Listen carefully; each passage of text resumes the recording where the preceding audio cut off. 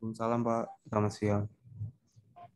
Suaranya bisa jelas terdengar ya? Ya Masih Pak, Pak. ya. Untuk 10 menit ke depan bisa mengaktifkan uh, on cam-nya untuk melakukan record siapa saja yang mengikuti perkuliahan di pertemuan minggu ini untuk mata kuliah metodologi penelitian.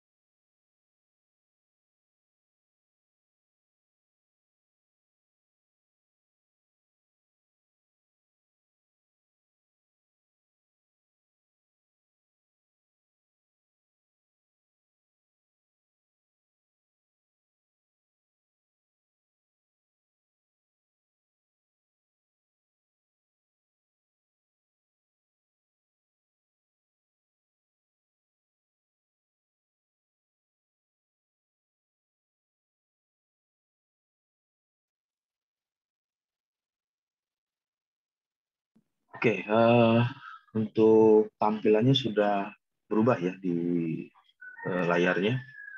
Sudah Pak. Sudah masuk ke tampilan PPT PowerPoint. Sudah Mas. Ya, oke. Jadi di minggu ini kita melanjutkan lagi dari apa yang di seminggu sebelumnya mengenai pembuatan proposal. Jadi pada saat Anda ingin melakukan suatu penelitian atau ingin melakukan suatu riset, umumnya itu selalu diawali dengan membuat terlebih dahulu proposal penelitian.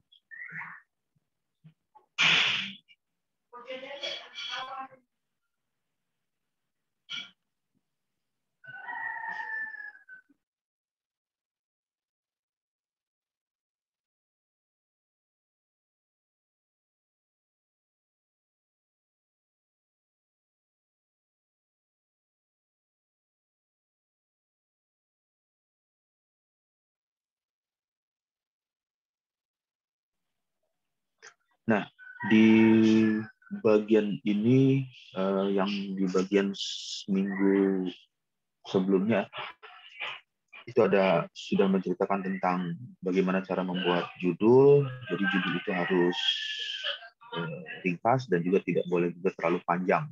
Karena judul ini adalah yang pertama kali dibaca ketika proposal tersebut di review. Kemudian selanjutnya adalah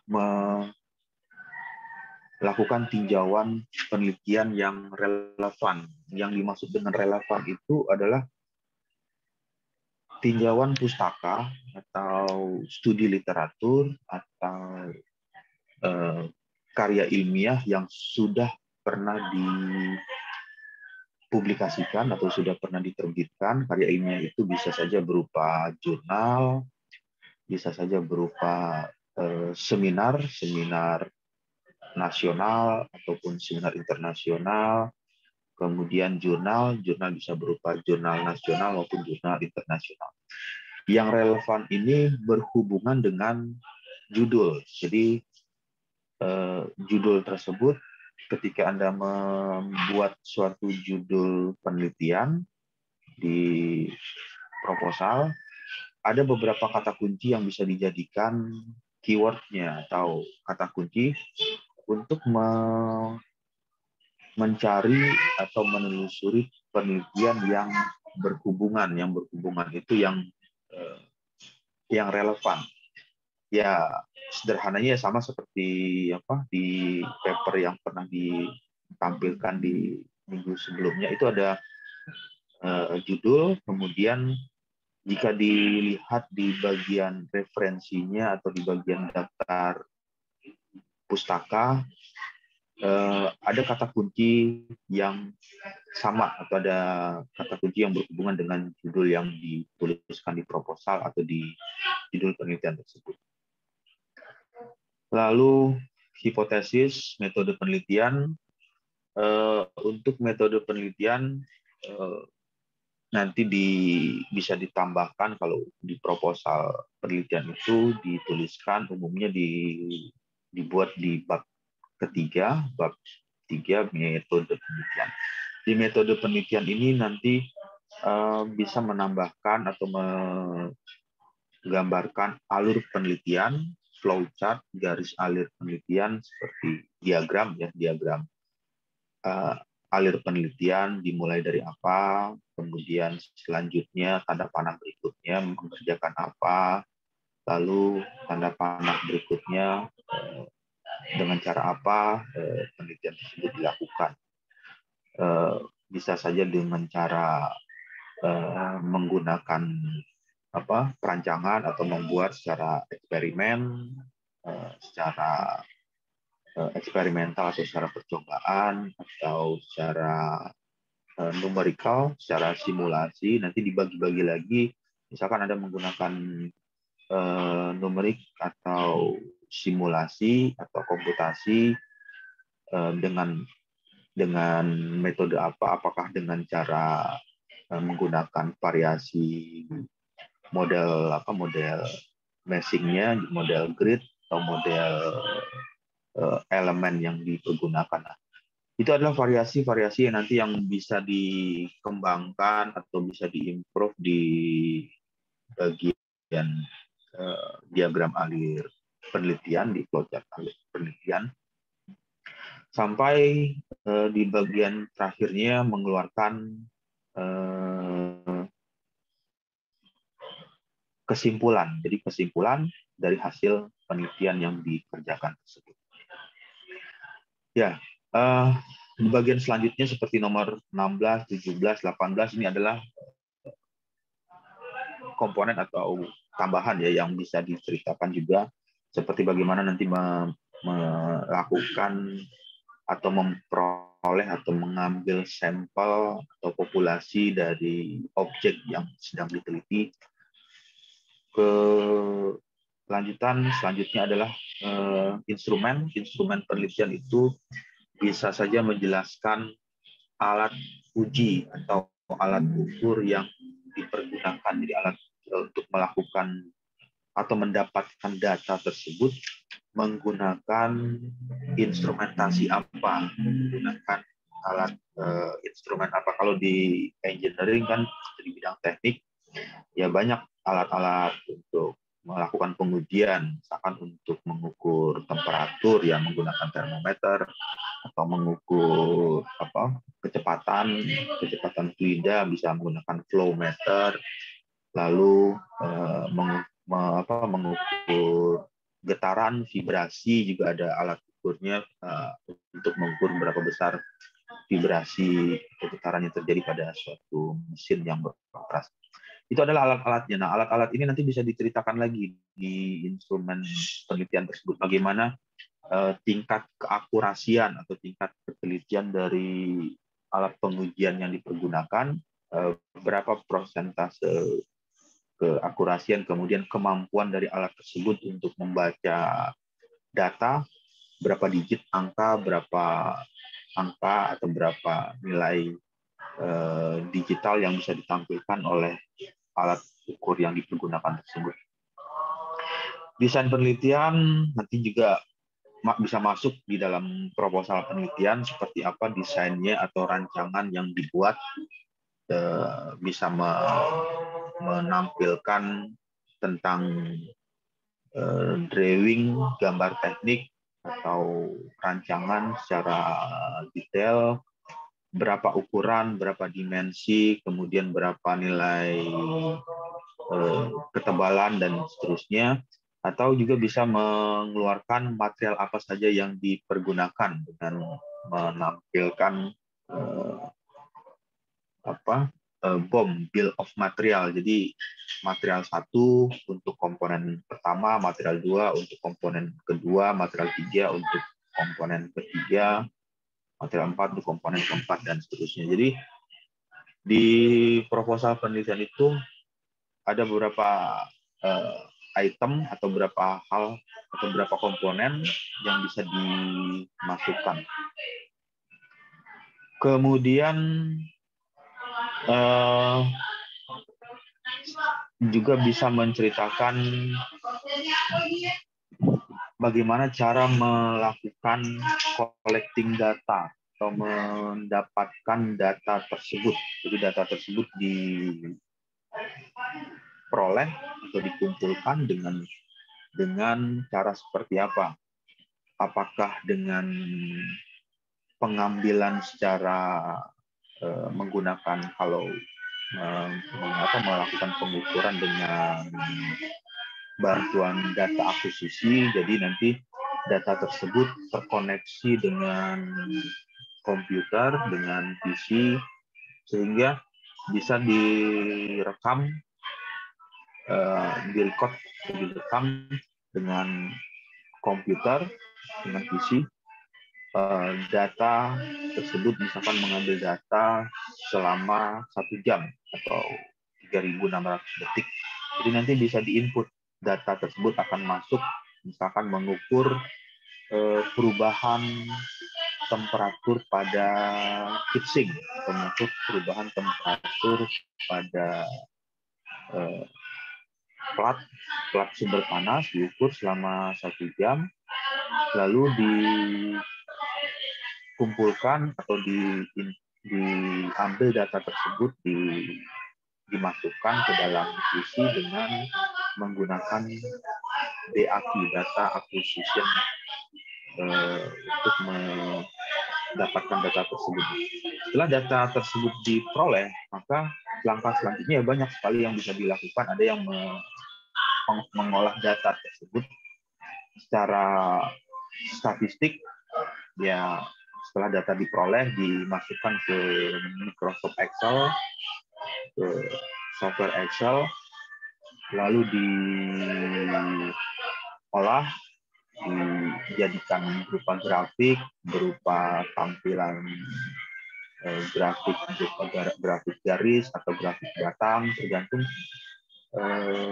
kebutuhan apa yang ingin dikeluarkan, data apa yang ingin ditampilkan. Ya. Jadi teknik analisis data ini ya berfungsi untuk memberikan informasi apa yang ingin diberikan dari hasil pengumpulan data yang dikumpulkan tersebut. Lalu bentuk laporan, ya ini nanti macam-macam laporannya, dia bisa laporannya itu dilaporkan dalam bentuk tampilan single space atau double space atau dua kolom atau single kolom, kemudian laporannya itu bisa nanti dilaporkan dalam bentuk apa ya, tergantung atau keperluan apa yang ingin dibutuhkan dari proposal dari penelitian tersebut, laporan apa yang ingin diberikan. Lalu di bagian akhir itu umumnya kalau penelitian ini melakukan atau membuat suatu rancangan atau manufacturing atau membuat, ya umumnya itu memprediksi atau memperkirakan berapa besar cost atau biaya yang dihabiskan dari penelitian yang dikerjakan tersebut, seperti membuat prototipe atau membuat model dari objek tertentu. Nanti bisa dijelaskan di bagian berupa grafik, ya, grafik anggaran penelitian, misalkan untuk membeli komponen A, komponen B, komponen C, D, E, F, dan seterusnya, berapa nilai anggaran yang dikeluarkan.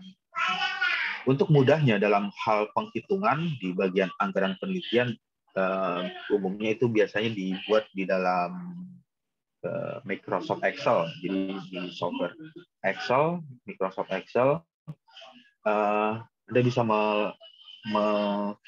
melakukan penghitungan dengan cepat di Excel, bisa memasukkan berapa besar nilai anggaran yang diperlukan. Kemudian dipertimbangkan juga budget atau dana yang tersedia atau yang alokasi dari dana penelitian tersebut berapa besar, dan kemudian disesuaikan dengan penelitian yang ingin dikerjakan. Nah, itu bisa dihitung dengan gampang, dengan mudah, ya tinggal memasukkan ke dalam Microsoft Excel. Ya, oke. 24 timetable. Timetable itu waktu penelitian. Jadi kalau misalkan saya kasih lihat, saya lagi mencari data. Nah, yang timetable untuk tampilannya sudah keluar ya di layar ya. Udah, Pak. Ya, jadi kalau yang tadi kan di slide PowerPoint jadwal penelitian. Nah, jadwal penelitian itu nanti Anda juga bisa menuliskan di ini hanya sebagai gambaran saja atau contoh. Nanti ya untuk datanya atau untuk tulisan yang ada di bagian ini ya tinggal dirubah-rubah saja. Jadi jadwal pelaksanaan penelitian atau jadwal penelitian yang pertama, jika penelitian itu dilakukan, umumnya penelitian itu durasinya 1 tahun ya. Ada yang 1 tahun berarti 12 bulan, kemudian ada yang 6 bulan, ada yang 2 tahun, ada yang 3 tahun. Yang ditampilkan di sini waktu durasi penelitian itu 12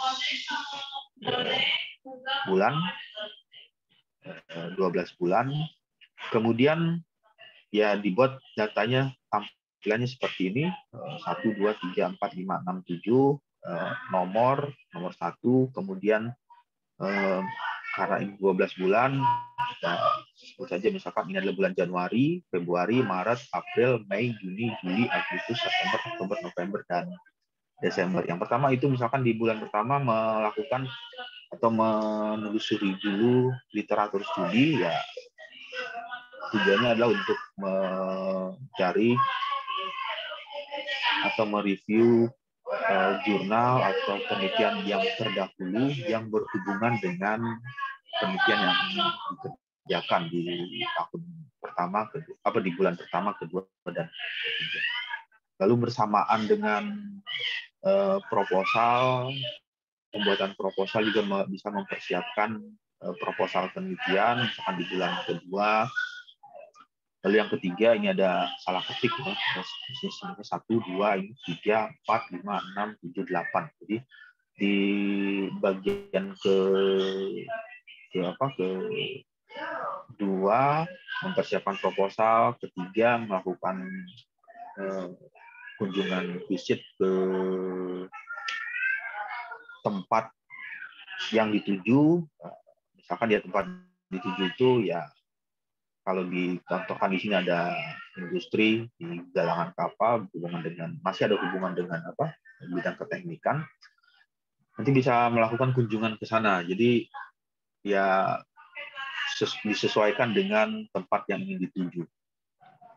Kemudian melakukan apa yang untuk bulan berikutnya sambil berjalannya waktu dilakukan secara paralel ya.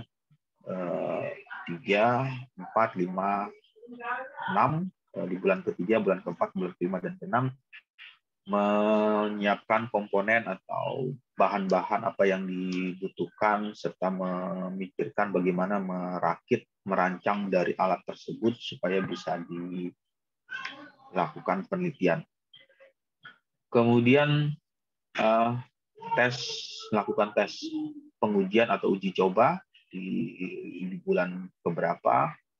Lalu setelah data diperoleh, setelah data dimiliki, maka diolah datanya yang selanjutnya menyusun laporan kemajuan, menyusun laporan akhir dari penelitian. Lalu di bulan ke-8 sampai terakhir ya, bulan 8 sampai bulan ke-12, ini merupakan output dari hasil penelitian, dari hasil riset atau hasil penelitian. Outputnya itu bisa saja berupa membuat suatu paten atau HKI, hak kekayaan intelektual berupa paten, atau juga melakukan publikasi dalam bentuk jurnal ya, jurnal nasional ataupun jurnal internasional, disesuaikan dengan output apa yang dijanjikan atau keluaran apa yang dijanjikan di penelitian yang di proposal yang dibuat tersebut. Ya, itu adalah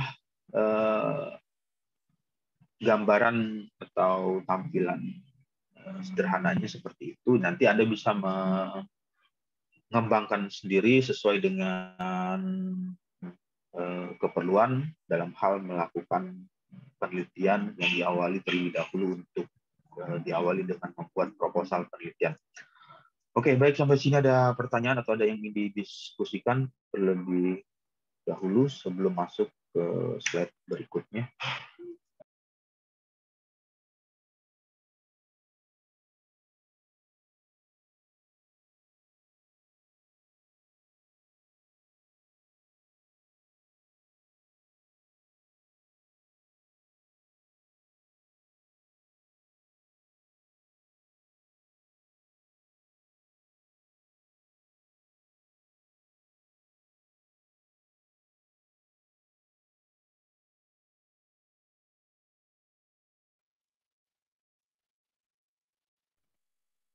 Ya, oke. Jika tidak ada pertanyaan, saya akan kembali lagi masuk ke slide-nya, slide PowerPoint-nya. Untuk tampilannya sudah berubah ya, sudah masuk ke slide PowerPoint. Sudah, Pak. Oke.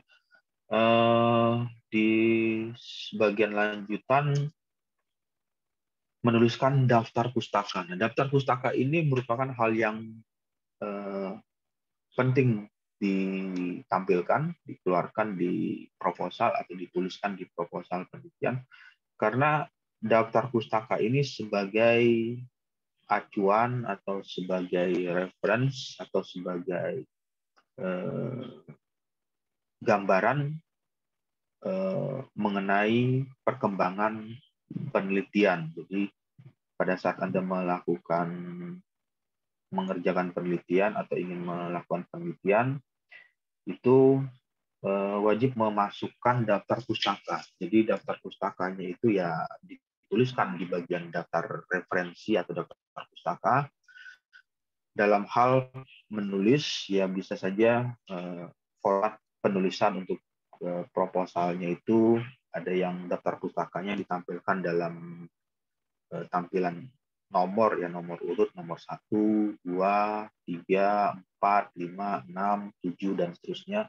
Atau ada juga yang format penulisannya itu berdasarkan format abjad, alfabet. Jadi dituliskan secara A, B, C, D, E, F, G, dan seterusnya. Nah, di bagian ini, di bagian daftar pustaka ini yang perlu lagi diperhatikan ketika memasukkan daftar pustaka atau reference, sitasi kutipan atau kalimat yang dikutip atau kalimat yang diambil dari kutipan tersebut harus ada dituliskan di proposal tersebut. Jadi harus ada. Jadi kalau misalnya kalimat tersebut tidak ada yang dikutip atau tidak ada yang dipergunakan, misalkan mempergunakan rumus atau mempergunakan suatu keterangan atau deskripsi dari suatu penelitian yang ingin dikerjakan atau menceritakan penelitian terdahulu atau penelitian sebelumnya, tetapi tidak dimasukkan di proposal penelitian, itu yang perlu diperhatikan bahwa hal tersebut harus sama. Jadi apa yang dituliskan di proposal penelitian juga harus ada di daftar pustaka. Jadi karena banyak kejadian juga ketika membaca atau mereview dari proposal, ya, proposal penelitian, proposal seminar proposal yang mau tugas akhir yang diawali dengan seminar proposal, itu banyak ada di daftar pustakanya tertulis nama penulis, kemudian nama paper atau nama jurnal atau nama seminar yang dilakukan, ditulis di daftar pustaka, tetapi setelah ditelusuri di bab 1, 2, dan 3 itu tidak ada satupun yang dikutip atau yang dimasukkan. Nah, tetapi ada juga yang kebalikan. Misalkan di bab 1 dan bab 2 dan 3-nya itu ada nama yang dikutip, ada nama yang dijadikan reference, tapi pada saat membaca di daftar pustaka itu tidak dituliskan. Yang benar atau yang sesuai itu adalah yang tertulis di bab 1, 2, dan 3, dan di bab 1, 2, dan 3 berarti di daftar pustaka juga harus dimasukkan atau dituliskan sebagai bahan referensi.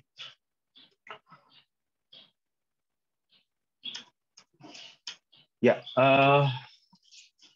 oke. Ada pertanyaan atau ada yang ingin ditanyakan?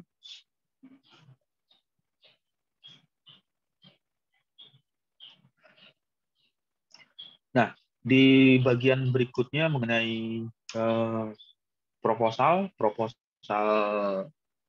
penelitian.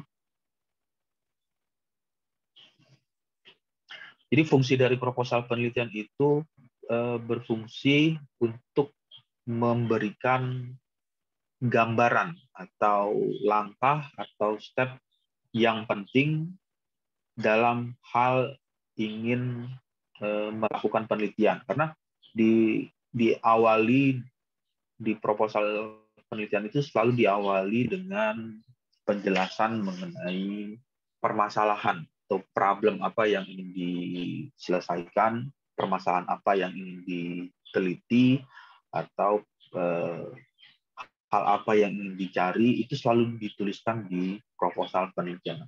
Karena itu selalu ada dan wajib ada dituliskan dengan penjelasan seperti itu, maka bisa memberikan gambaran penelitian ini mau mengerjakan apa, penelitian ini mau melakukan apa. Inilah yang hal yang menjadikan hal yang utama atau hal yang penting dalam segi memberikan gambaran bagaimana penelitian tersebut akan berjalan atau akan dikerjakan seperti apa. Lalu kegiatan penelitian merupakan ada yang bertanya, di Pak. Ya. Iya, Pak. Saya mau tanya, Pak. Perkenalkan, nama saya Muhammad Rohim. Saya ingin bertanya, Pak. Kan kalau dari tujuan proposal itu, Pak. Bisa mengaktifkan on cam-nya supaya bisa di record. Baik, Pak. Jadi, Pak, saya bertanya, Pak. Tadi kan tujuan proposal itu untuk menjelaskan atau menerangkan dari tujuan penelitian kita, ya, Pak, ya? Kalau misalnya penelitian itu kan, penelitian yang kita ambil itu meneruskan penelitian orang lain, gitu kan, ya, Pak, ya? Apakah dalam dalam mengajukan proposal itu kita menyatakan bahwa ini juga melanjutkan proposal yang penelitian orang lain, atau kita dalam proposal itu hanya menampilkan kami akan melakukan penelitian seperti ini, gitu, Pak? Atau bagaimana, Pak? Ya, untuk proposal penelitian itu kan tadi ada rumusan masalah atau permasalahan apa yang ingin dikerjakan. Yang menjadi pertanyaan, apakah misalkan penelitian ini meneruskan dari penelitian sebelumnya atau penelitian yang terdahulu misalkan dari angkatan seniornya atau angkatan atasnya, itu ya umumnya bisa juga dituliskan di rumusan masalah. Misalkan di bagian problemnya itu di sebelumnya itu di angkatan yang lalu atau angkatan sebelumnya itu mengerjakan apa, melakukan apa, kemudian di bagian ini, di bagian yang mau dikerjakan itu diceritakan mau meneliti tentang apa. Nah, poin yang utama yang perlu dicari tahu, hal apa yang membedakan, hal apa yang memberikan berbeda dari penelitian yang lalu, yang sebelumnya, dengan penelitian yang ingin dikerjakan saat ini atau ingin dilakukan atau dibuat di saat ini. Nah, itu yang dimasukkan di proposalnya, yang dituliskan. Jadi apa yang membedakan? Jadi nanti kalau pada saat membuat itu nanti bisa juga melakukan sitasi. Misalkan di angkatan yang lalu atau angkatan sebelumnya, misalkan siapa yang namanya, misalkan Arif ya, pada tahun 2019 mengerjakan ini. Nah, nanti yang dikerjakan dari hasilnya ini diperolehnya ini. Nah, hasil tersebut ya itu ditulis di latar belakang sebagai literatur studinya, sebagai studi awalnya. Kemudian di bagian daftar pustaka wajib mencantumkan yang tadi, yang misalkan Arif tadi namanya, misalkan di daftar pustakanya Arif telah melakukan ini dengan judul papernya atau dengan judul karya ilmiahnya atau tugas akhir yang sudah dipresentasikan dengan judulnya seperti ini dan hasilnya seperti ini. Nah, kemudian di rumusan masalahnya nanti baru diceritakan, misalkan Muhammad Rohim ingin mengerjakan apa, ingin melakukan apa, yang poinnya itu atau yang ingin dicari itu harus berbeda dari penelitiannya Arif tersebut, penelitian yang sebelumnya, penelitian yang lalu. Jadi dengan menuliskan di rumusan masalah nanti bisa diketahui atau diperkirakan arah penelitiannya atau bagian penelitian yang ingin dikerjakan itu mengerjakan atau ingin melakukan apa. Ya, jadi gambarannya seperti itu. Apakah wajib bisa memasukkan atau bisa menuliskan? Ya bisa dimasukkan. Jadi bisa dimasukkan di bagian kalau di daftar di proposal itu ada di bab 1 ya, di latar belakang. Kemudian ada kalimat pembuka atau prolog awal ya 2-3 kalimat narasi awalnya yang melatar belakangi mengapa judul atau tema ini yang dipilih, yaitu yang sebagai pembukanya. Kemudian di bagian paragraf berikutnya ya yang tadi memasukkan misalkan dari seniornya atau dari angkatan sebelumnya ada yang sudah mengerjakan. Kemudian ketika dibaca masih ada peluang atau masih ada hal baru yang belum diceritakan di penelitian yang lalu, penelitian sebelumnya. Nah, di bagian inilah ada peluang yang bisa dimasukkan menjadi rumusan masalah yang ingin dikerjakan di tahun saat ini. Ya, oke. Ada lagi pertanyaan? Baik, Pak. Terima kasih, Pak.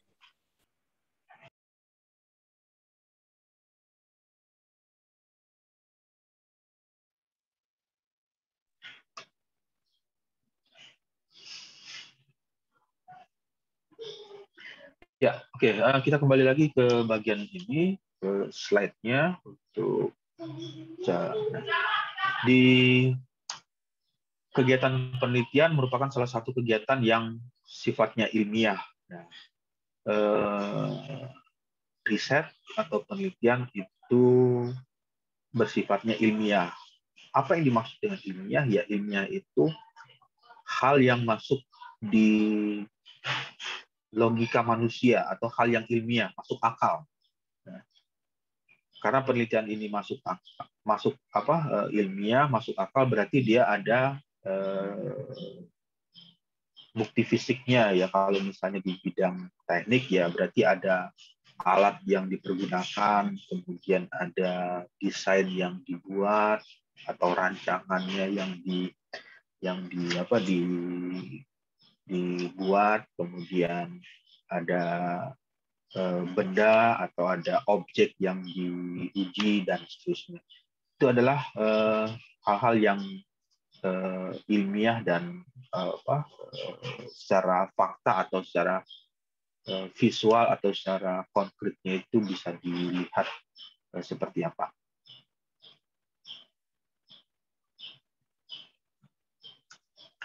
Kemudian proposal penelitian dapat membantu memberi arah, ya tadi yang diceritakan di bagian rumusan permasalahan. Jadi proposal penelitian ini membantu memberikan arah pada peneliti, karena yang membuat proposal penelitian ya jelas penelitinya yang ingin mengerjakan penelitian tersebut. Jadi arahnya seperti apa? Nah, di proposal penelitian ada rumusan masalah, berarti sudah memberikan problem apa yang ingin dicari, problem apa atau permasalahan apa yang ingin diselesaikan, atau problem apa atau permasalahan apa yang ingin diteliti. Kemudian di proposal juga ada menuliskan batasan masalah. Nah, di batasan masalah ini memberikan guidance atau panduan atau arahan bahwa penelitian ini fokusnya di bidang ini, di bidang tertentu yang disesuaikan dengan batasan permasalahan yang dituliskan di proposal tersebut. Jadi kalau misalkan di proposal tersebut memberikan keterangan, ini hanya sebagai contoh, nanti Anda bisa mengembangkan atau mengimprove sendiri. Misalkan di penelitian tersebut menggunakan materialnya aluminium, ya berarti fokusnya itu hanya pada material aluminium. Nah, jadi pada material-material yang lain, misalkan material tembaga, besi, atau baja, itu tidak dilakukan penelitian terhadap material tersebut. Jadi fokusnya misalkan ada material aluminium, terus dilakukan misalkan dilakukan pengujian, katakanlah melakukan pengujian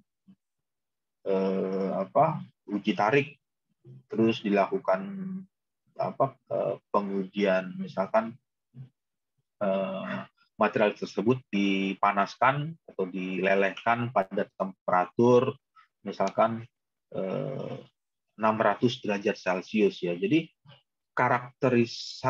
karakteristik dari material tersebut bagaimana kondisinya pada saat menerima atau mendapatkan suhu 600 derajat Celcius. Nah,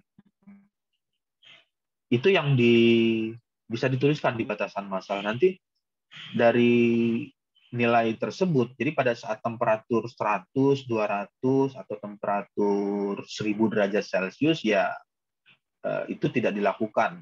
Nah, jadi hanya melakukan pada temperatur 600 derajat. Jadi pada temperatur 600 derajat Celcius ini nanti bisa dipelajari atau dilakukan karakteristik dari material aluminium tersebut dengan kondisi seperti apa. Apakah dia sudah berubah menjadi lelehan atau cairan, atau masih berupa masih proses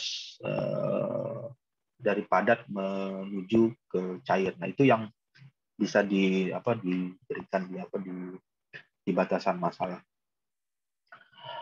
Tujuannya apa dari memberikan batasan masalah? Ya, tujuannya adalah supaya penelitian tersebut menjadi lebih memiliki arah, lebih terfokus. Karena penelitian ini ya akan lebih baik lagi, ya akan bagus ya jika dilakukan secara terfokus atau terarah. Kalau misalnya penelitiannya itu bercabang atau tidak fokus, ya nanti hasil yang dikeluarkan atau analisa yang diberikan juga memberikan analisa yang tidak fokus juga, atau tidak terarah sesuai dengan yang ingin dicari di rumusan masalah penelitian tersebut.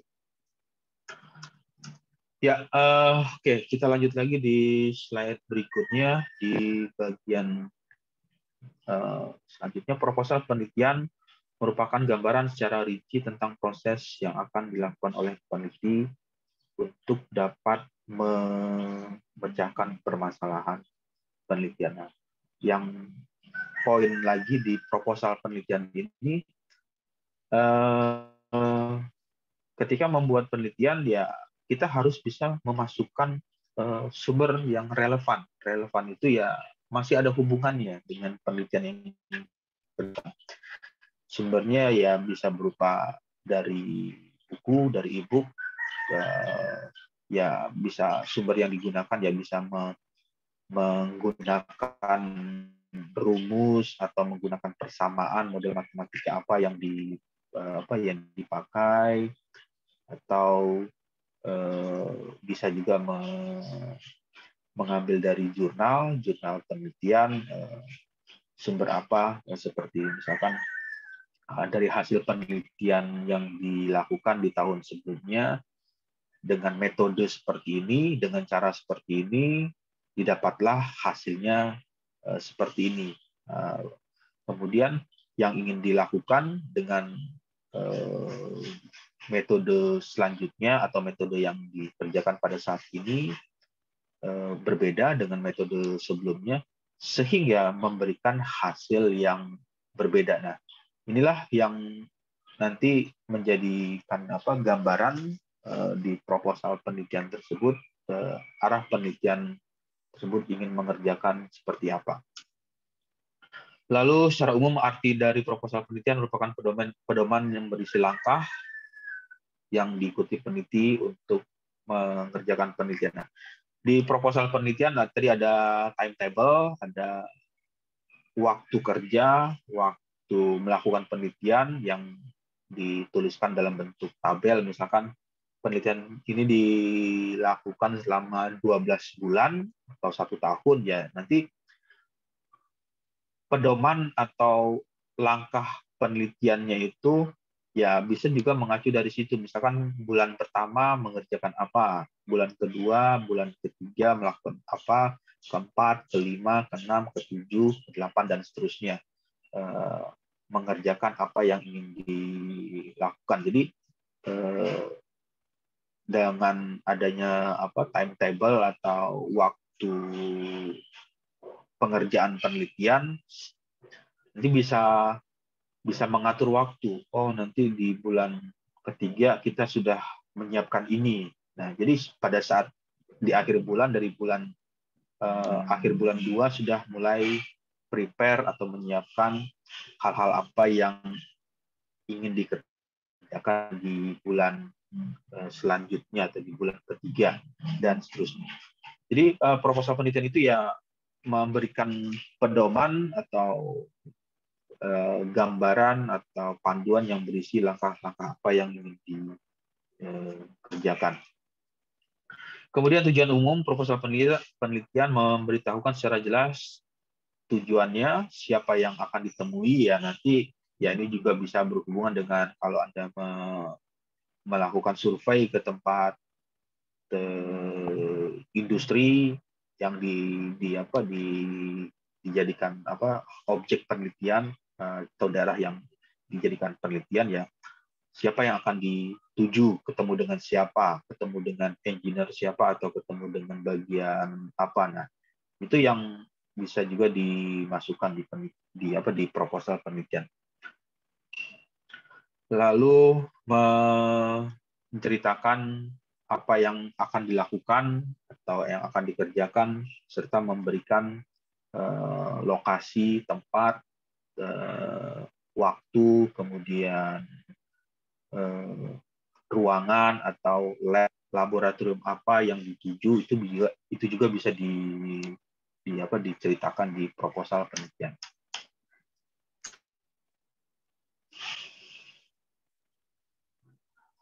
Ya, oke. Sampai sini ada pertanyaan lagi? Atau ada yang ingin ditanyakan sambil berjalannya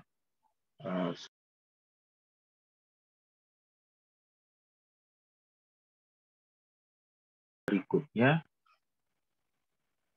Nah, di bagian kelanjutan dari slide ini, dari sisi peneliti, penulisan proposal penelitian yang baik, ya. Jadi pada saat Anda melakukan atau membuat proposal penelitian yang baik, mempunyai beberapa keuntungan tertentu. Jadi ketika proposal tersebut ditulis dengan baik, ada beberapa keuntungan yang diperoleh dari pembuatan proposal. Yang pertama, bisa menyamakan kesamaan persepsi permasalahan proposal penelitian yang telah mendapat persetujuan, ya. Manajer ini ya bisa saja dari tim yang mengajukan proposal, atau dari pimpinan di perusahaan di tempat yang dituju untuk melakukan penelitian, kemudian atau di bagian laboratorium, persetujuan dari kepala labnya. Nah, itu ada menyamakan persepsi atau persepsi apa yang ingin dikerjakan. Jadi dengan memberikan proposal penelitian, sehingga manajer atau kepala lab atau kalabnya, kepala lab laboratorium itu bisa mengetahui atau bisa mempelajari bahwa penelitian ini ingin melakukan apa dengan membaca proposal tersebut, sehingga persepsi dari permasalahan yang dituliskan di proposal penelitian menjadi hal yang ingin diteliti di penelitian tersebut. Lalu orientasi penelitian bisa secara komprehensif, secara menyeluruh atau keseluruhan. Penulisan proposal penelitian membuat peneliti harus berpikir kritis. Nah, ini juga menjadikan hal yang penting lagi di pembuatan proposal, penulisan proposal penelitian membuat peneliti harus berpikir kritis. Ya, berpikir kritis ini artinya ketika mendapatkan suatu informasi atau suatu data atau suatu hasil, seorang atau orang yang menulis proposal atau membuat proposal tersebut harus berpikir kritis. Yang dimaksud dengan berpikir kritis itu artinya tidak dengan mudah langsung percaya atau tidak dengan mudah menerima informasi tersebut secara secara langsung tanpa harus dipikirkan. Jadi ketika ada informasi ya sudah diterima saja informasinya. Permasalahannya nanti benar atau salah, atau informasi itu tepat atau tidak, ya itu permasalahan lain. Ya, itu yang dimaksud kurang kritis. Nah, di bagian kritis ini ya membaca atau mencari atau mendapatkan informasi yang diperoleh tersebut menjadi lebih sesuai atau tidak dengan kondisi aktualnya. Kemudian pedoman pelaksanaan proposal penelitian yang telah disetujui tim, ketua timnya, atau disetujui oleh manajer atau kepala laboratorium, dapat dipergunakan sebagai penentuan studi dan menjadi pedoman dalam melaksanakan penelitian yang ingin dikerjakan tersebut.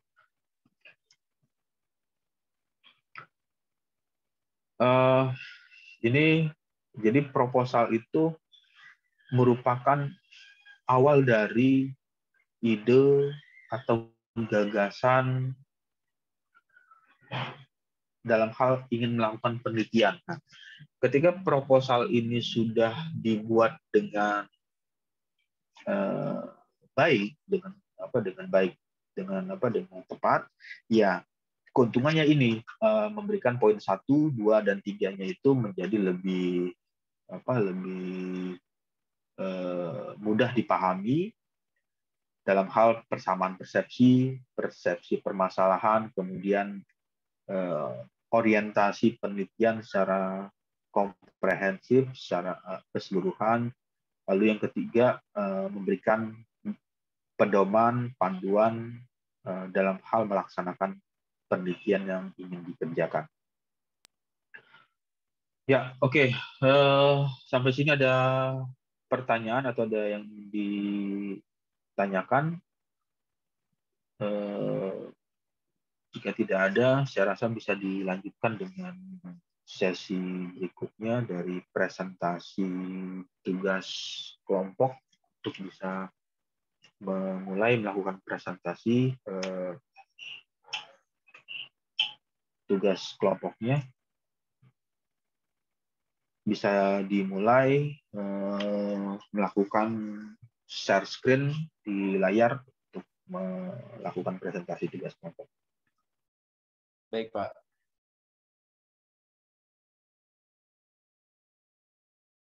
Izin presentasi ya, Pak? Pak, saya izin diberikan untuk recording, Pak. Ya, oke. Tadi siapa yang mau record? Saya Pak Faiz Arobani, Pak. Oke, bentar. Namanya. Ya, sudah di-enable untuk melakukan record, kemudian bisa dimulai untuk melakukan presentasinya. Baik, Pak.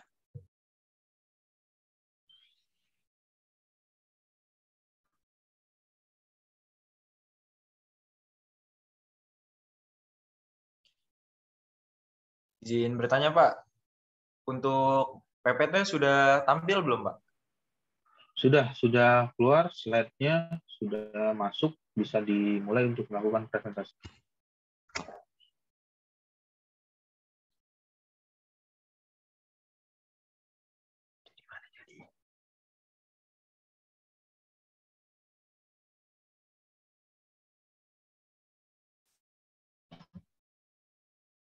Assalamualaikum warahmatullahi wabarakatuh.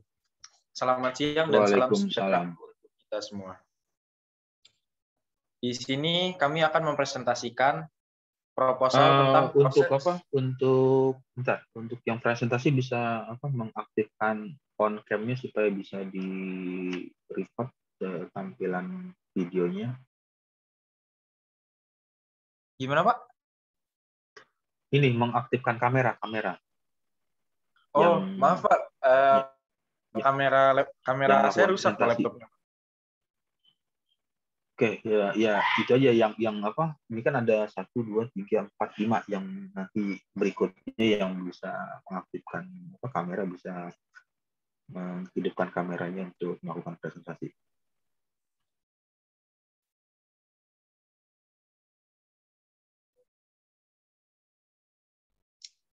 Dimulai saja, Pak, dari awal. Bisa di Oke. Assalamualaikum warahmatullahi wabarakatuh. Selamat siang dan salam sejahtera untuk kita semua. Kami di sini ingin mempresentasikan tentang proposal penelitian yang berjudul proses manufaktur mesin pembuat batu bata berbahan pulp. Izin memperkenalkan diri, saya Lutfi. Izin memperkenalkan kelompok. Saya sendiri Lutfi Zaki Rizali Darmawan dengan NIM 18 10 31 10 35. Saya Faiz Arobani dengan NIM 18 10 31 1078. Ya, saya Ilham Rizky Al-Sibi dengan NIM 18 10 31 1005.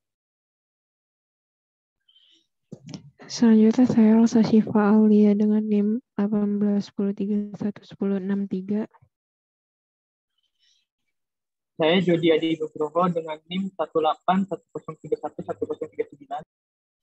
Baik, jika sudah memperkenalkan diri, baik kita mulai saja. Dimulai dari bab 1 pendahuluan, yaitu dimulai dari Mas Ilham. Iya, bab 1. Di pendahuluan ini ada latar belakang. Latar belakang dari dari pembuatan proposal ini dilatar belakangi oleh permasalahan mahalnya biaya bagi industri kecil pembuatan batu bata untuk memproduksi mesin pencetak batu bata berbahan pam. Maka penulis melakukan penelitian dengan tema rancangan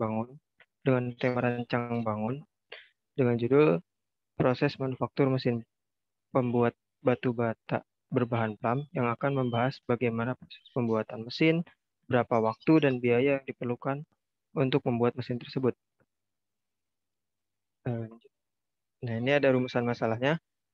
Dari rumusan masalah ini kita bisa lihat bagaimana proses pembuatan mesin membuat batu bata berbahan pam. Kedua, berapa waktu dan biaya yang dibutuhkan untuk membuat mesin pembuat batu bata berbahan pam. Dan yang ketiga, bagaimana membuat rancangan mesin pembuat batu bata berbahan pam dengan harga yang terjangkau agar diproduksi oleh industri kecil pembuat batu bata. Selanjutnya akan dibahas oleh Jody. Selanjutnya ada batasan masalah. Dalam penelitian ini kita menyiapkan beberapa batasan masalah. Pertama, material flop yang akan dibuat untuk menjadi batu bata adalah limbah kertas yang sudah tidak digunakan.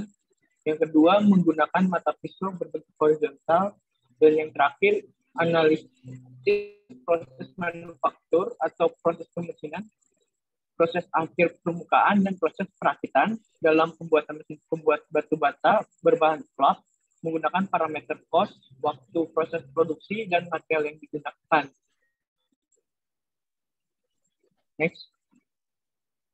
Selanjutnya ada tujuan dari penelitian. Tujuannya itu pertama, dihasilkan proses manufaktur yang tepat secara waktu produksi dan pemilihan material dalam pembuatan mesin pembuat batu bata berbahan flop.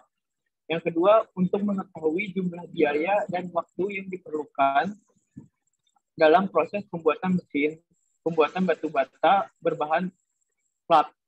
Dan yang terakhir, untuk menghasilkan rancangan mesin pembuat batu bata berbahan flop yang terjangkau harganya agar dapat diproduksi secara mandiri oleh industri kecil pembuat batu bata. Next. Selanjutnya di bab 2 akan dibahas oleh siapa dulu? Gue lucu. Bab 2 tinjauan pustaka. Yang pertama itu penelitian terdahulu. Gambar di samping ialah gambar dari penelitian terdahulu yang sudah ada. Penelitian dengan judul variasi model pisau penghancur pada mesin pengelola limbah kertas dengan kapasitas 4 kg per jam dengan dimensi 800 x 700 x 600 mm menggunakan motor listrik dengan tenaga 1 horsepower dan hanya terdapat satu penampung yang berfungsi sebagai tempat input dan sekaligus output pulp. Selanjutnya yaitu komponen utama mesin pembuat, yaitu ada motor listrik, pulley, belt, mata pisau, bearing, poros, pneumatik, plat aluminium cover, wadah cetakan, dan rangka. Untuk gambar di sini merupakan rancangan dari penelitian terdahulu. Selanjutnya akan dibaca oleh Mbak Elsa. Selanjutnya bubur kertas atau pulp. Pulp merupakan bahan serat berwarna kecoklatan yang diperoleh dari proses penyisihan lignin dari biomasa. Pulp biasa digunakan sebagai bahan baku untuk pembuatan kertas yang berasal dari tumbuhan kayu maupun tumbuhan non-kayu. Di Indonesia banyak terdapat berbagai jenis tumbuhan yang bisa dijadikan bahan baku sebagai pembuat pulp, seperti jabon, sungkai, mangium, karet, dan sengon. Lanjut.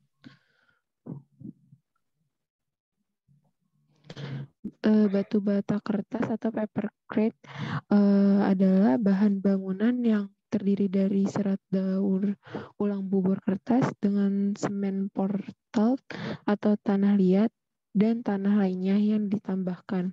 Bubur kertas bersifat sangat lunak, mampu dibentuk menjadi beton dan mempunyai sifat yang sangat keras. Paper crate ini sangat ramah lingkungan dan harganya murah untuk digunakan pada bahan bangunan maupun pembuatan perabotan rumah tangga. Selanjutnya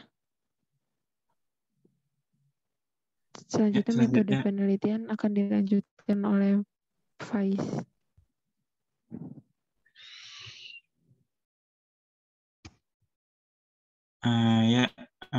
Pertama dimulai dengan studi pustaka, yaitu pengumpulan data dan teori terkait penelitian ini melalui studi pada jurnal nasional, jurnal internasional, maupun dari buku-buku. Kemudian ada identifikasi masalah, menentukan masalah yang berkaitan dengan penelitian. Selanjutnya ada penentuan desain. Selanjutnya ada proses manufaktur, yang kemudian akan dihitung waktu pembuatan, perhitungan biayanya, kemudian perhitungan kapasitas mesin. Setelah itu akan ada evaluasi pada hasil dari proses manufaktur. Jika hasil tidak sesuai dengan yang diinginkan, maka akan kembali pada analisis. Setelah dianalisis, maka akan ditentukan desain yang baru. Kalau sudah sesuai hasilnya, maka akan dilanjutkan dengan perumusan kesimpulan hasil dan pembahasan, kemudian ada kesimpulan dan saran, lalu selesai. Ya Pak, sekian presentasi dari kelompok kami. Selanjutnya mungkin ada tanggapan atau pertanyaan Pak. Ya, oke. Sebelum saya tanggapi, maksudnya ada pertanyaan atau ada yang ingin ditanyakan dari kelompok yang lain, bisa mengajukan pertanyaan.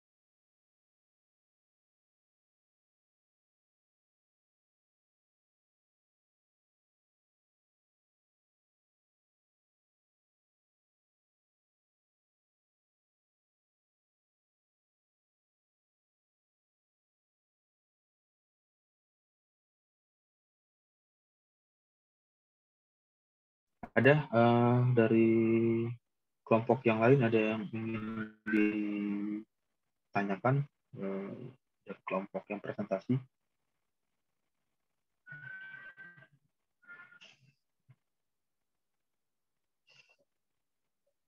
Ya, oke. Kalau tidak ada, saya akan coba masuk ya menanggapi dari proposal. Ini proposal ya, proposal ya.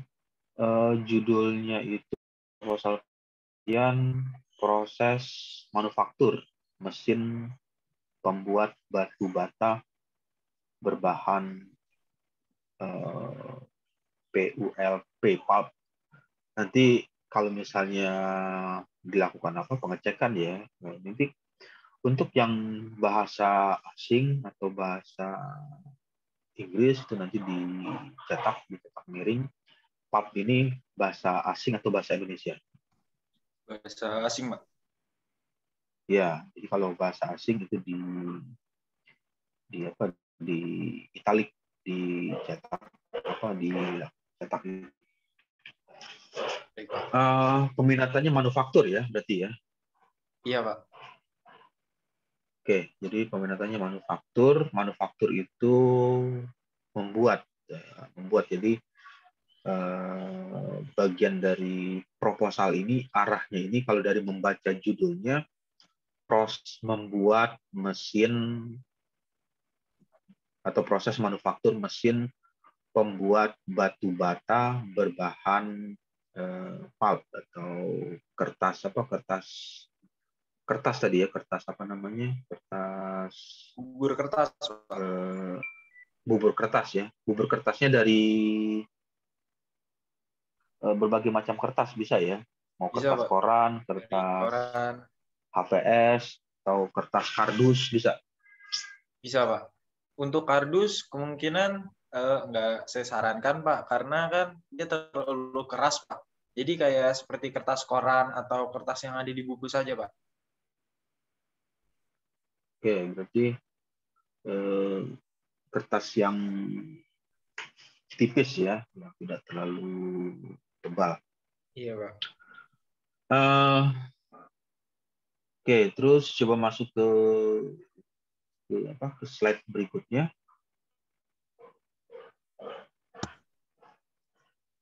Ke slide selanjutnya. Nah, di bagian ini yang melatar belakangi. Jadi kita coba baca kalimatnya.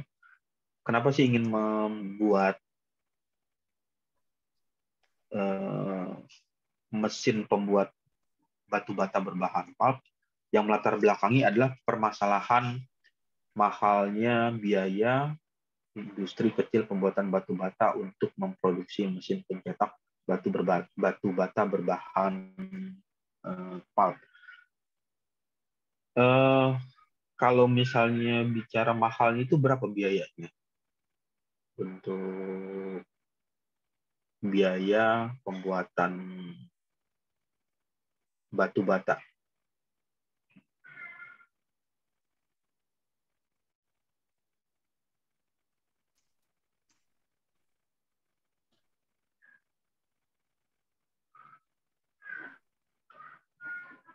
Permasalahan mahalnya itu misalkan berapa kisaran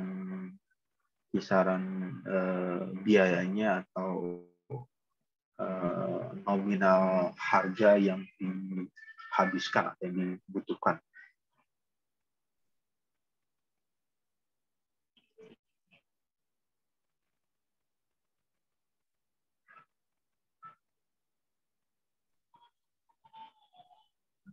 Kalau yang saya maksud di sini itu maksudnya ini Pak, mesin produksinya yang skala industri besar, berarti kan dia dapat menghasilkan output yang besar, namun harga mesin yang juga mahal. Jadi saya bikin versi kecilnya gitu Pak, untuk industri kecil. Sehingga kalau versi kecil kan walaupun dia output kecil, tapi dia harga juga pasti lebih murah gitu Pak, yang lebih terjangkau. Untuk kepastian harganya saya masih belum tahu, Pak. Ya, itu juga yang nanti perlu cari tahu juga, karena ini kan menjadi suatu yang melatar belakangi, ya, yang melatar belakangi kenapa ingin melakukan atau memilih judul proposal yang diajukan itu adalah proses manufaktur mesin pembuat batu bata berbahan pulp. Jadi latar belakangnya, kata kuncinya adalah biaya yang besar, ya, atau biaya yang mahal. Kalau biaya yang mahal ini ya nanti bisa menambahkan nominal harganya, nominal biayanya berapa besar, gambarannya seperti apa, apakah untuk mesin itu satu mesin misalkan sampai harganya 500 juta atau sampai 700 juta atau 1 miliar gitu kan. Nah, jadi kok harganya cukup besar tuh, harganya cukup mahal. Maka terpikirkanlah ide untuk membuat mesin yang lebih ekonomis dalam hal sisi harganya, dalam hal sisi kemampuannya juga hampir menyerupai dengan harga yang skala industri, skala yang besar, ya nanti bisa disebutkan atau bisa dituliskan berapa perkiraan harga yang ingin dilakukan. Nah, karena kalau misalnya penjelasan ini ya mahalnya itu kan nominalnya berapa, kan belum ada secara gambaran secara kisaran harganya itu di pasaran berapa nilainya. Itu yang perlu dikembangkan atau ditambahkan di penulisan di latar belakang. Oke, terus ke slide berikutnya.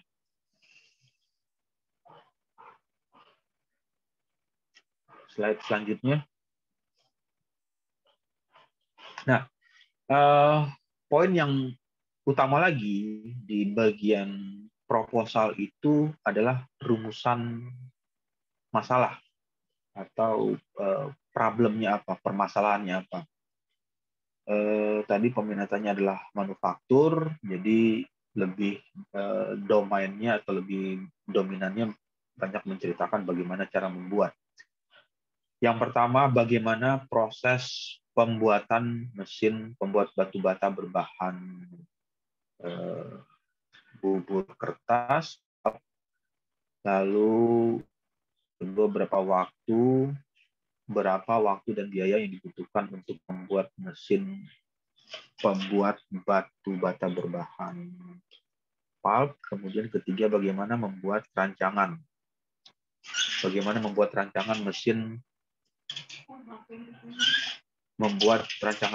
pembuat batu bata berbahan pulp dengan harga yang terjangkau agar dapat diproduksi oleh industri kecil pembuatan batu bata.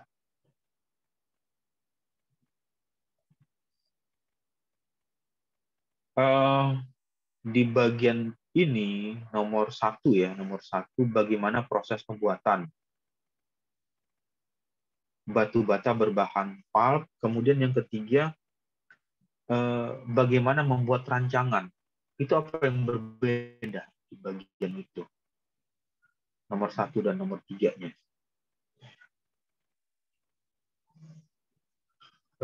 Secara dasarnya apa yang membedakan?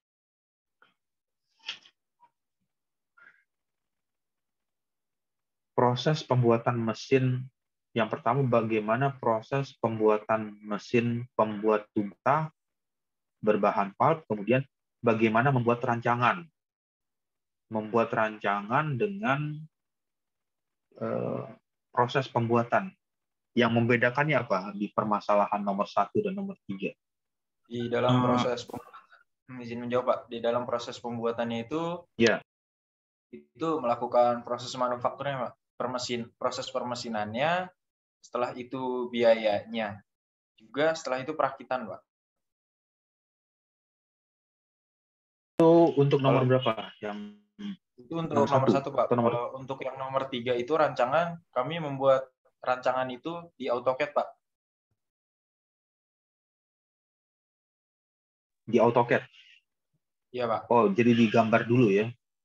Iya, digambar Pak. Dulu, kemudian yang kalau yang nomor 1 itu setelah digambar nanti dibuat benda ininya, benda apa jadinya, benda Iya, apa, Pak, benar. benda ya. Kalau gitu dibalik aja ininya, apa urutannya. Karena kan kalau yang pertama ini kan bendanya sudah jadi. Sedangkan yang Untuk nomor yang nomor 3, 1 sebelum juga iya Pak, soalnya kan yang saya bilang tadi proses manufakturnya, jadi proses permesinannya kita rancang dahulu juga Pak. Kita apa namanya? Kita bentuk dulu Pak proses permesinan apa saja yang dibutuhkan Pak.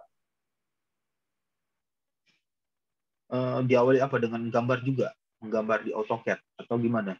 Di gambar itu jadi di tengah-tengahnya Pak. Jadi rancangan itu di tengah-tengahnya Pak. Jadi sebelumnya itu yang proses permesinannya dulu Pak. Pembentukan, habis itu material, setelah itu baru rancangan Pak.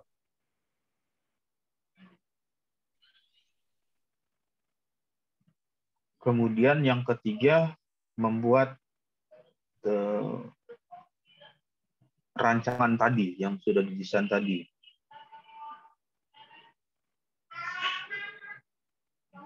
Iya Pak, untuk rancangan di AutoCAD-nya Pak.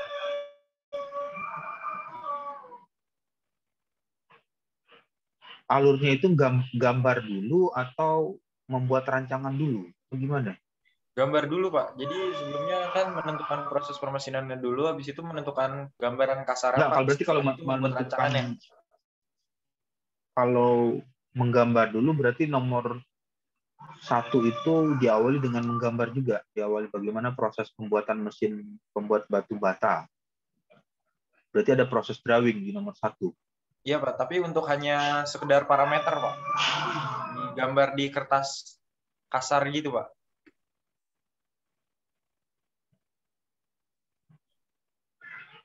Kemudian yang ketiga baru menggambar di AutoCAD gitu ya. Iya Pak.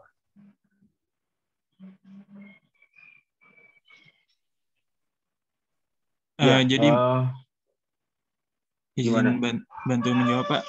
Jadi mungkin maksudnya tuh ini kita membuat prototipe dulu, nanti setelah sudah jadi mungkin ada biaya yang bisa dipres dengan rancangan baru gitu Pak.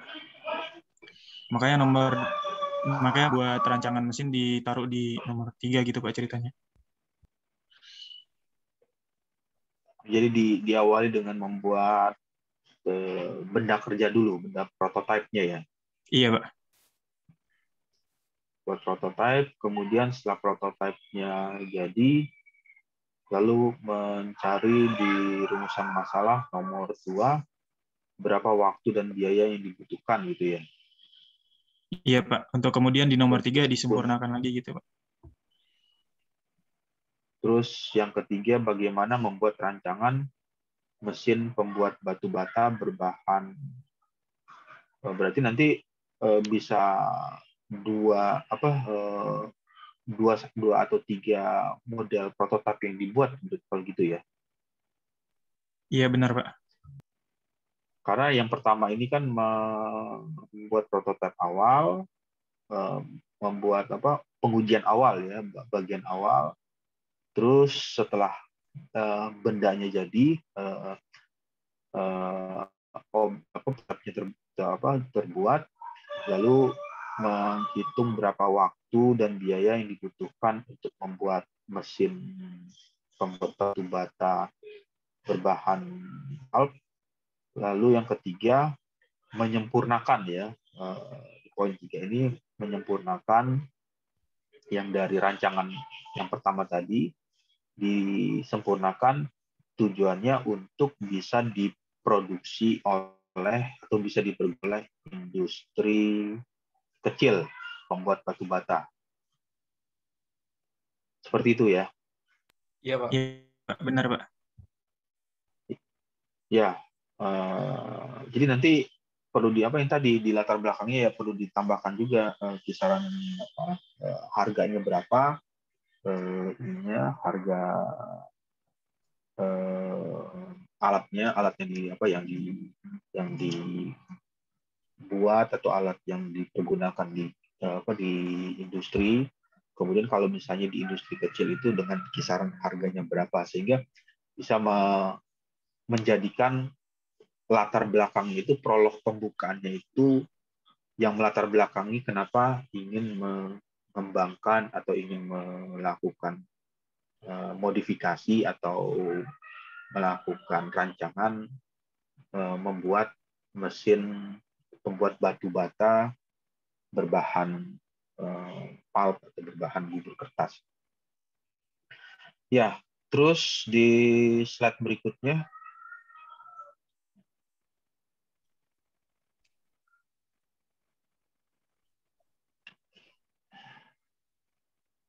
nah, di slide selanjutnya ini batasan masalah ya. Material pulp yang akan dibuat batu bata adalah limbah kertas yang sudah tidak digunakan. Ya, nanti bisa ditambahkan keterangan limbah kertasnya itu kertas seperti apa.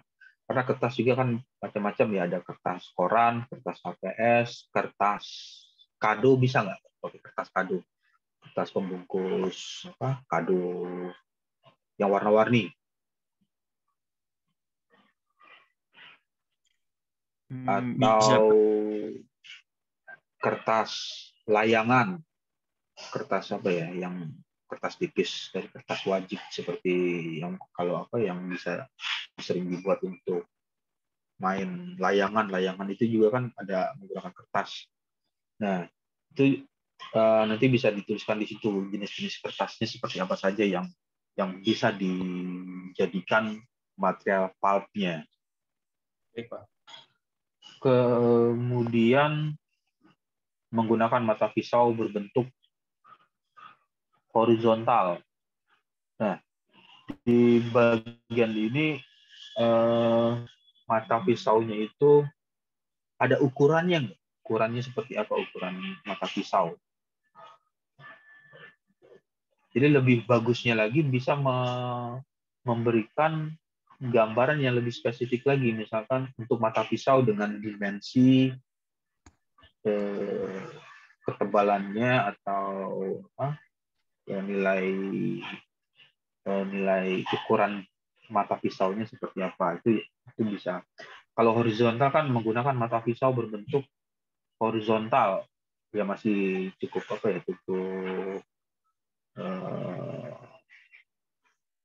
cukup luas ininya untuk pembatasan permasalahan. Jadi kalau misalnya setiap menemukan pisau yang berbentuk horizontal, ya nanti itu bisa dijadikan alat untuk melakukan pembuatan batu bata berbahan material pulp tersebut untuk memotong-motongnya. Jadi nanti bisa diarahkan supaya lebih khusus atau lebih spesifik mata pisaunya yang seperti apa. Lalu analisis proses manufaktur, proses permesinan, proses akhir permukaan, dan proses perakitan dalam pembuatan mesin pembuat batu bata berbahan pulp menggunakan parameter cost. Cost ini apa? Biaya ya? Iya, Pak. Waktu proses produksi material yang akan digunakan.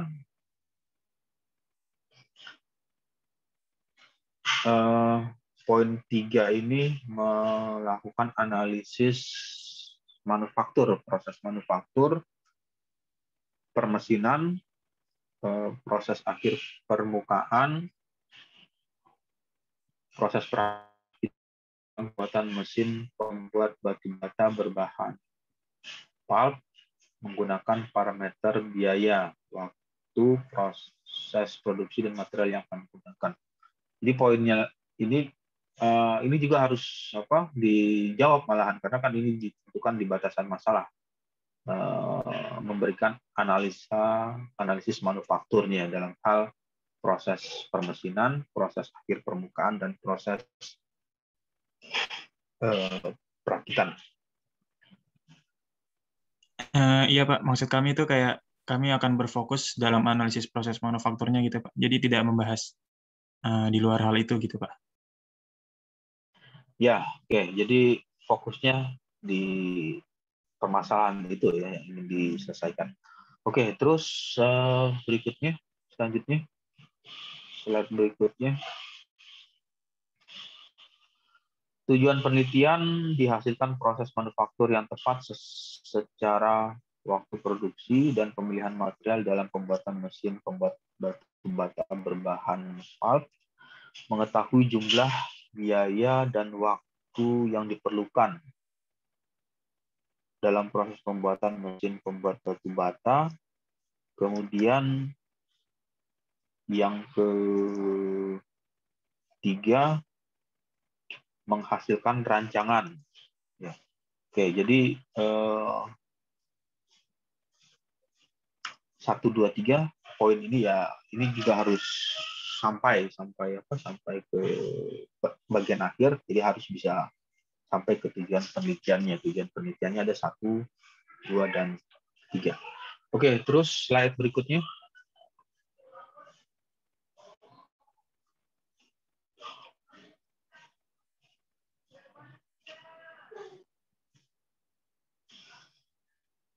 Penelitian terdahulu. Nah, ini dimasukkan ya kutipannya.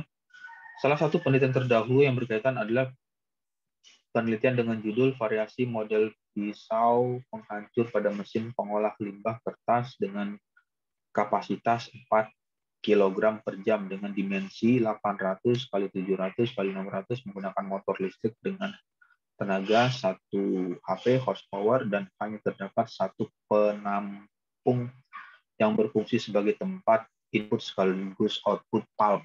Jadi nanti di bagian ini penelitian terdahulu nanti dalam kurung yang melakukan penelitiannya siapa? Namanya siapa? Misalkan siapa ya namanya? Dilihat di jurnal yang dijadikan acuan, namanya siapa? Kemudian koma tahun pembuatannya kapan? Tahun dipublikasikan dari hasil penelitian itu pada tahun berapa? Itu yang perlu dimasukkan atau dituliskan di bagian ini untuk penulisan tinjauan pustakanya. Oke, terus slide berikutnya.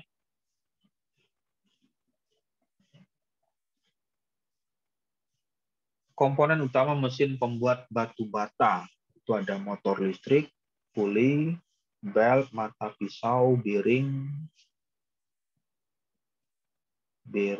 bantalan poros, pneumatik, plat aluminium, cover, wadah, cetakan, rangka.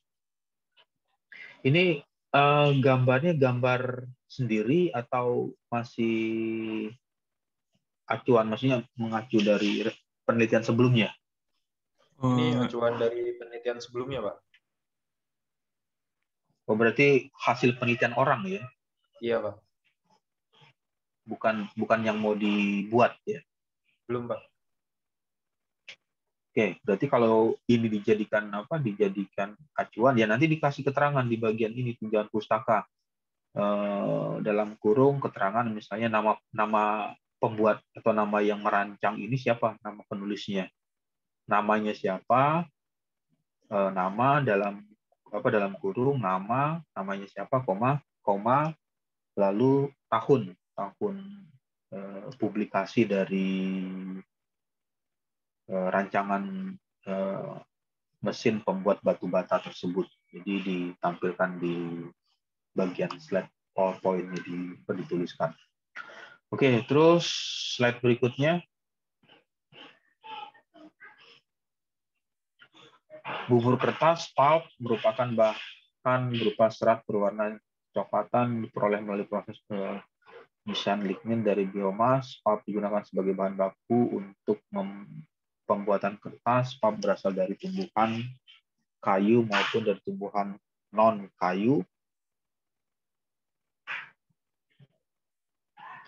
Di Indonesia banyak terdapat berbagai jenis tumbuhan yang bisa dijadikan bahan baku pembuatan pulp seperti jabon, sungkai, manggium, karet, dan sengon. Ini narasi ini kan narasi atau kalimat paragraf ini mensitasi dari mana?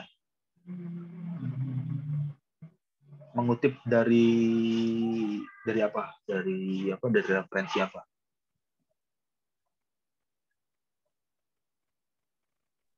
Ini dikutip dari referensi penelitian orang, Pak, mengenai jenis-jenis pulp gitu, Pak. Ya, jadi kalau misalnya itu ada kutipan atau misalnya mengambil dari referensi orang atau dari jurnal atau dari seminar, wajib memasukkan kutipannya itu dari mana sumbernya, dari dalam kurung, nama penulisnya siapa, kemudian tahun terbitnya atau tahun publikasi dari penelitian itu dilakukan di tahun berapa. Ya, oke. Terus slide berikutnya.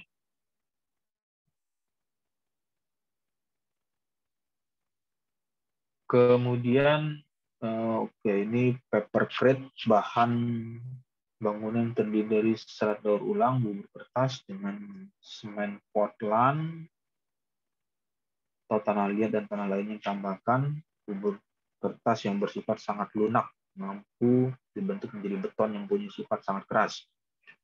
Paper crate sangat ramah lingkungan dan harga yang murah untuk digunakan pada bahan baku bangunan maupun pembuatan perabotan. Ya, oke. Terus slide berikutnya.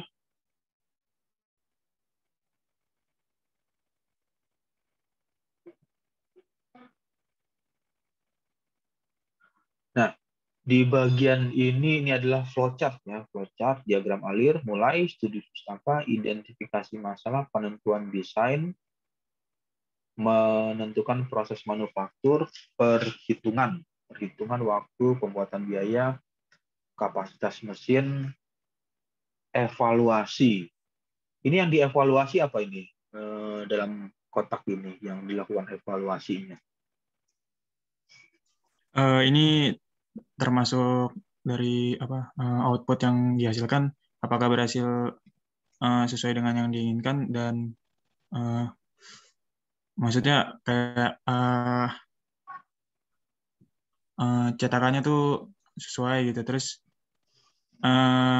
evaluasi ini juga berarti rancangan ulang, Pak, untuk membuat yang lebih murah itu loh, Pak. Termasuk itu juga, Pak, nanti.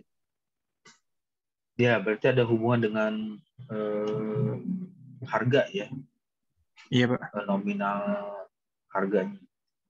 Nah, di bagian ini nanti coba dieksplor ya, di bagian evaluasi ini nanti bisa tambahkan kata atau kata kunci yang memberikan keterangan. Misalkan evaluasinya itu misalkan hasilnya nanti kan outputnya berupa ini ya, berupa batu bata ya, batu bata apa yang ukurannya berapa nanti batu batanya, misalkan ukuran batu bata itu ya 10 cm ya, atau berapa, 20 cm ya, ukurannya berapa nanti cetakan batu bata yang ini.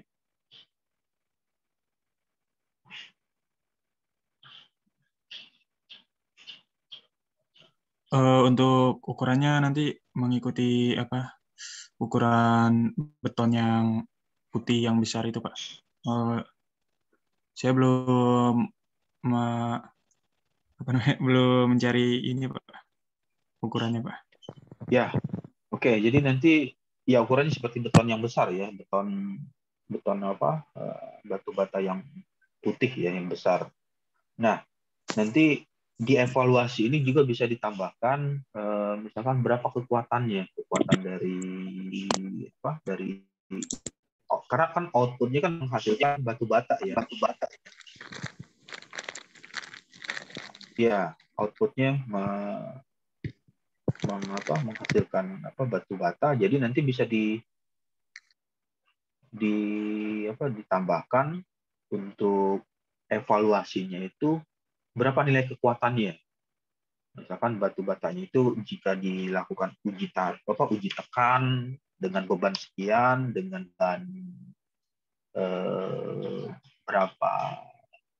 berapa kilogram, kemampuan daya tahannya. Nah, itu nanti bisa dituliskan, misalkan evaluasinya, kemampuannya itu mampu menahan beban 1000 kg, 1000 kg. Jadi kalau misalnya ada yang kurang dari kemampuan itu, ya berarti dia ada desain yang diperbaiki.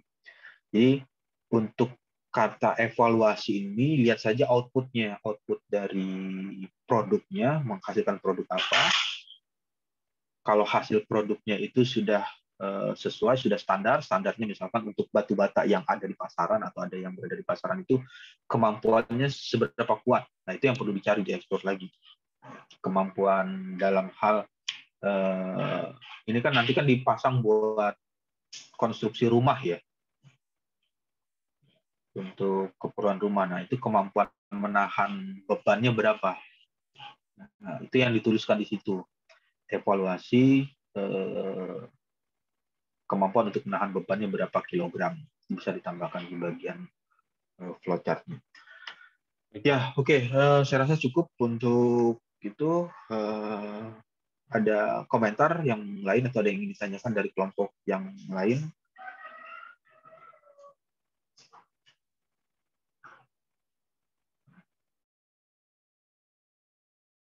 Ya, jika tidak ada, bisa ditutup untuk presentasinya dari kelompoknya.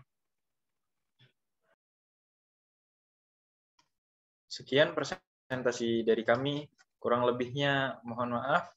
Wassalamualaikum warahmatullahi wabarakatuh. Ya, waalaikumsalam. Oke, kita sampai jam berapa ya? Jam 2.40 ya. Waktunya sudah berakhir, jam 2.44 saat ini. Saya rasa cukup untuk mata kuliah metode penelitian.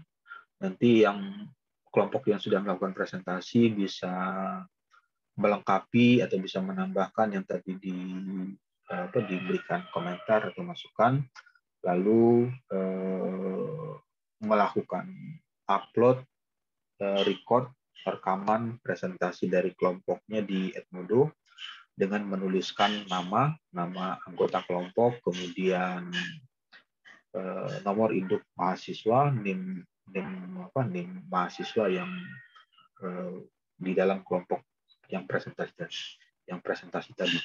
Oke, saya ucapkan selamat siang, selamat sore ya, udah sore juga. Selamat sore, wassalamualaikum warahmatullahi wabarakatuh. Waalaikumsalam warahmatullahi wabarakatuh. Waalaikumsalam warahmatullahi Waalaikumsalam. wabarakatuh. Terima kasih, Pak. Makasih, Pak. Ya.